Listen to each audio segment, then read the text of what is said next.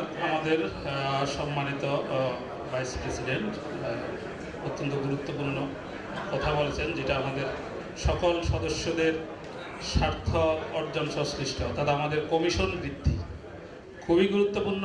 ওনাকে যেদিনই আমরা আমাদের অ্যাসোসিয়েশনে এনেছি প্রথম দিন থেকে এই কথাটা বলে আসছে আমাদেরকে, আজকেও সবার সামনে উপস্থাপন করেছে। আমরা ধন্যবাদ জানাই আমাদের সম্মানিত মুরব্বী আমাদের জনসাদুল ভাইকে।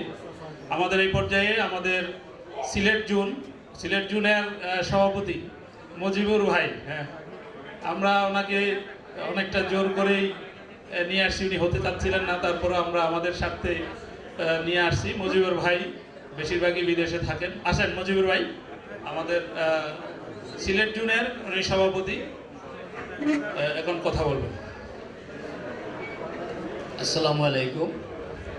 আমি সিলেট জোনের মুলাগায় অনুরোধে আমি সভাপতি হয়েছি, আর আমি সিএনজি অ্যাসোসিয়েশনের সেক্রেটারি, পেট্রোলিয়াম অ্যাসোসিয়েশনের উপদেষ্টা। আমি তেলের ব্যবসায় এবার 30 বছর থেকে করে।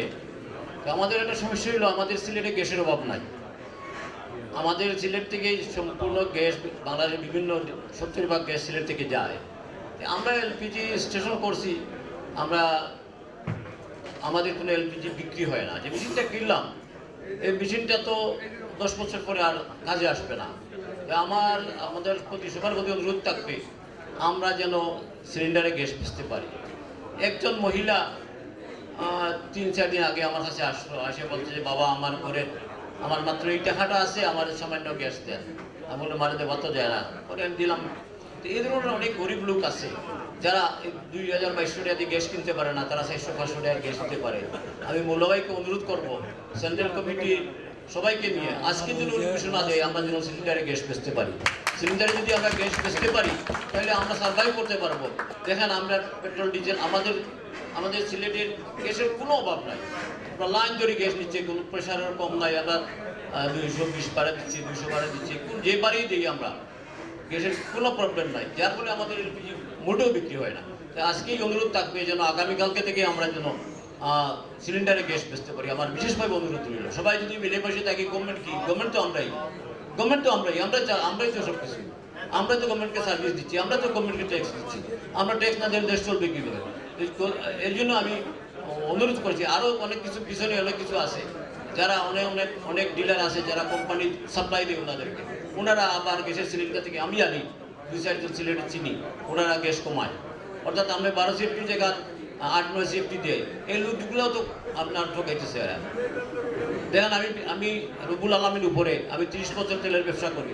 আমার জীবনেও আমি কোনোদিন মেজারমেন্টে আমি কম দিই না, এবং বাকি জীবন দেবো না ইনশাল্লাহ। সবাইকে ধন্যবাদ জানিয়ে আমি আমার বক্তব্য শেষ করলাম। আসসালামু আলাইকুম।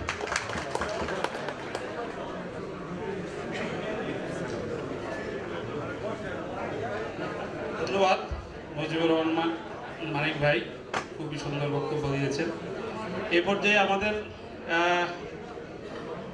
সৈকত ভাই, আমাদের ঢাকা জোনের প্রেসিডেন্ট, হ্যাঁ, সাগর সৈকত এলপিজি স্টেশনের মালিক, ওয়াসিল হুদা সৈকত ভাই খুবই সাংগঠনিক লোক। যে কোনো মিটিং, যে কোনো এজিএম, যে কোনো প্রোগ্রামে উনি সবার আগেই উপস্থিত থাকেন, সব জায়গায় ওনাকে পাবেন। আসেন সৈকত ভাই, চালা।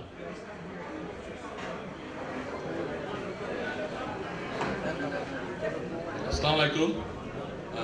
উপস্থিত সবাইকে শুভেচ্ছা। আসলে আমার সিলেটের দুলু ভাই, আমাদের সিনিয়র ভাই, উনি যা বলে গেছেন ওর বাইরে আসলে কোনো কথা থাকে না। আমি শুধু 2-1টা কথা বলবো। আমরা আমাদের অনেকেরই সিএনজিও আছে, সিএনজি স্টেশনও আছে, পেট্রোল পাম্পও আছে, আবার এলপিজি আছে, একই জায়গায় সব জায়গায়। এই জন্য মানে তাও আমাদের যাদের আছে তারা কোনো রকমে এই সিএনজিটা চলতেছে বা মানে একই কস্টিং করতেছে দেখে চলে যাচ্ছে। কিন্তু যারা শুধু এলপিজি করছেন তাদের কিন্তু এই সেল দিয়ে কোনো মতেই চলার কথা না, কস্টিং উঠবে না। তো এই জায়গায় দুলু ভাই তো বলেই গেছে যে একটা দাবি হচ্ছে গিয়ে যে আমাদের কমিশন বাড়ানো, আরেকটা হচ্ছে গিয়ে আমরা যেন বাসা বাড়ির ওই সিলিন্ডারগুলোকে রিফিল করতে পারি। আর তার সাথে আমি আরেকটা জিনিস অ্যাড করতে চাই।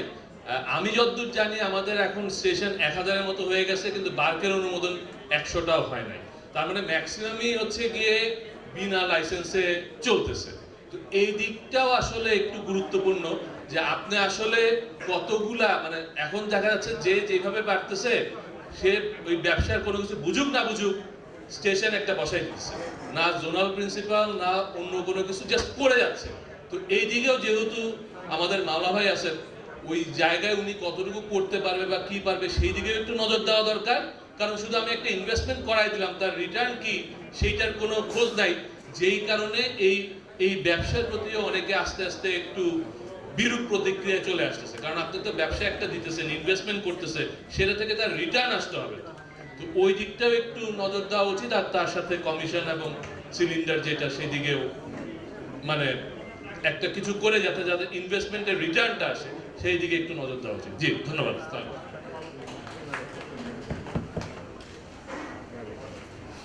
ধন্যবাদ সৈকত ভাই। এই পর্যায়ে আচ্ছা একটা জিনিস হলো, আমাদের এই জোনাল নেতৃবৃন্দের বক্তৃতার পরপরই আমাদের আজকের এই বার্ষিক সাধারণ সভায় আমন্ত্রিত অতিথি হিসাবে আমরা অপারেটরদেরকে আমরা আমন্ত্রণ জানিয়েছি, কারণ আমাদের ব্যবসার সাথে ওনারা ওতপ্রোতভাবে জড়িত। এবং অত্যন্ত খুশির সংবাদ যে অনেক অপারেটর আমাদের এই এলপিজি অ্যাসোসিয়েশনের এই বার্ষিক সাধারণ সভায় স্পন্সর করেছেন।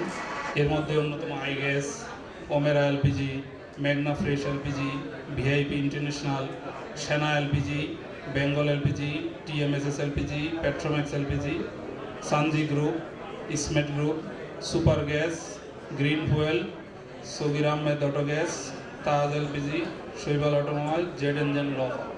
এরা আমাদের এই অ্যাসোসিয়েশনে স্পন্সরও করেছেন। প্লাস আমাদের একটা বড় ফোকাস হলো অপারেটরদেরকে এখানে আনার উদ্দেশ্য হলো আমাদের অটোগ্যাস স্টেশনের মালিকবৃন্দ আর অপারেটরবৃন্দ যাতে একটা সময় পায় তাদের কাস্টমার এবং অপারেটরদের সাথে তাদের প্রয়োজনীয় ডিসকাশনগুলো এখানে সারতে পারে। দেখা সাক্ষাৎ হলো এবং অপারেটর আমাদের যে মনের ভাষা এটা যাতে অপারেটররা শুনতে পায়, অপারেটরদের যে সাজেশান এবং অপারেটরদের যে মতামত সেটাও যাতে আমাদেরকে জানান। ঠিক আছে, আমাদের মধ্যে যাতে একটা ব্রিজ তৈরি হয়, ভালো ব্রিজ, পরস্পর অপারেটর এবং আমাদের অটোগ্যাস ওনার্স পরস্পর একটা বন্ধনের মাধ্যমে যাতে আমরা এই ব্যবসাটাকে সুন্দরভাবে চালিয়ে নিতে পারি। সেই জন্য আমাদের এই জোনাল নেতৃবৃন্দের বক্তৃতার পরপরই অপারেটরের যে প্রতিনিধিবৃন্দ আছেন তারা প্রত্যেকে এখানে কথা বলবেন। আপনারা কে কথা বলবেন একটু সংশ্লিষ্ট অপারেটর এর ইয়ে থেকে আমাদেরকে একটু নামটা পেশ করবেন, তাহলে আমরা তাদের নামে ডাকবো। এই পর্যায়ে আমাদের সাথে কথা বলবেন আমাদের মিজানুর রহমান পিন্টু ভাই। উনি আমাদের ফরিদপুর জোনের সভাপতি। ওনাকেও আমরা এই বছর হায়ার করেছি। উনি খুবই সাংগঠনিক অ্যাক্টিভ, ওনার মতো অ্যাক্টিভ লোক আমরা খুবই কম দেখবাই। ওনাকে কাজ না দিলে উনি নারাজ হয়ে যায়, উনি যায় ওনাকে কাজ দেওয়ার জন্য। উল্টা আমরা কাজ করতে ভয় পাই, আর উনি কাজ না দিলে উনি উল্টা আর আমাদেরকে সেন্ট্রাল কমিটিকে উনি দৌড়ের উপর রাখে যে ভাই কাজ দেন। তা আমরা কাজের লোক পেয়ে গেছি। পিন্টু ভাই আপনাকে অনেক অনেক ধন্যবাদ, আমাদের মাঝে আসছেন, একটু আমাদেরকে কথা বলেন। পিন্টু ভাই বক্তৃতার আগে একটা ইন্টারাপ্ট করি। আমাদের হাউস বেশ একদম শান্ত। এর আগে কথা আসে যে আমরা ফিলিং স্টেশন থেকে গ্যাস দিতে চাই, ওই বোতলে দিতে চাই। সবাই রাজি কিনা? একটু হাত তোলেন তো। দিতে চাই। আমাদের অপারেটর বাইরে হয়তো রাজি থাকবে না, কিন্তু আমরা মহলাভাইয়ের কাছে দাবি আমরা আগামী এজএমের আগে কিভাবে গভর্নমেন্টের কাছ থেকে আমরা এটা পেতে পারি, এই দায়িত্ব আপনাদের।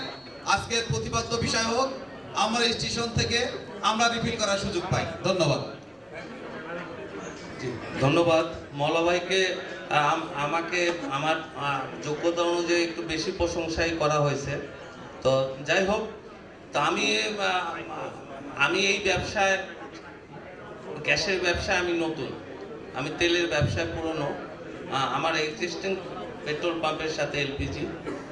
তো আজকে এজিএমের সম্মানিত সভাপতি, উপস্থিত এলপিজি ব্যবসায়ী ভাইরা এবং অন্যান্য ভাইরা আছেন, আসসালামু আলাইকুম। আমি আমার পূর্বের বক্তারা অনেক কথাই বলে গেছেন, আমি আর সেটি রিপিট করব না। আমি একটা কথাই বলবো যে যারা এলপিজি, আমি আগে যদি বুঝতাম যে এলপিজির এইরকম করুণ দশা, তাহলে ভাই আমি ইনভেস্টই করতাম না। আমার 2টা পেট্রোল পাম্পে এলপিজি স্টেশন, মানে এলপিজি করা, আমি তাহলে ইনভেস্টই করতাম না। আমি অ্যাসোসিয়েশনকে বলবো এলপিজিকে বাঁচান, স্টেশনগুলি যে রুগ্ন স্টেশনগুলি আছে সেইগুলিকে বাঁচান, এবং অনেক লাইসেন্স এক্সপ্লোসিভ ডিপার্টমেন্টে পড়ে আছে, বিনা কারণে তারা সেই লাইসেন্সগুলি দিচ্ছে না। কেন দিচ্ছে না সেটাও বলতেছে না। তো অ্যাসোসিয়েশন থেকে এটা একটা চাপ না দিলে, বা অ্যাসোসিয়েশন থেকে এটা উদ্যোগ না দিলে আমরা এর থেকে বের হতে পারবো না। দ্বিতীয়ত যে কমিশনের ব্যাপারটা, যখন 42 টাকা ছিল তখন 8 টাকা স্ট্যান্ডার্ড ছিল, কিন্তু এখন 80 টাকা, প্রায় 79 টাকা, মানে 80 টাকা। সেই 8 টাকাই আপনার কমিশন। এটা মানে আর এই ব্যবসাটা আমরা অন্ধকারের মধ্যে করি। আমরা অপারেটরদের থেকে আমরা গ্যাস নেই, আমরা 10,000 নিচ্ছি, 15,000 নিচ্ছি, কিন্তু তা আমি আলটিমেটলি আমার ট্যাঙ্কিতে আমি কত লিটার আমি রিফিল করতেছি সেটা কিন্তু আমরা বুঝতে পারতেছি না। আমরা যখন বছর শেষে একটা টান দিই বা হিসাব মিলাতে যাই যে আমি কয় লক্ষ লিটার তেল এলপিজি নিলাম, আমি বিক্রি করলাম কত, শেষে দেখি যে আমার 3,000 লিটার 4,000 লিটার নাই। তো এই একটা সমস্যা। আর অপারেটরদের ভাই এখানে অনেকে আছেন, আমার একটা অভিযোগ, সেটা হলো যখন গ্যাসের একটা ক্রাইসিস আসে তখনই আমরা খুবই একটা বিপদে পড়ি। আমরা গ্যাস যখন যারা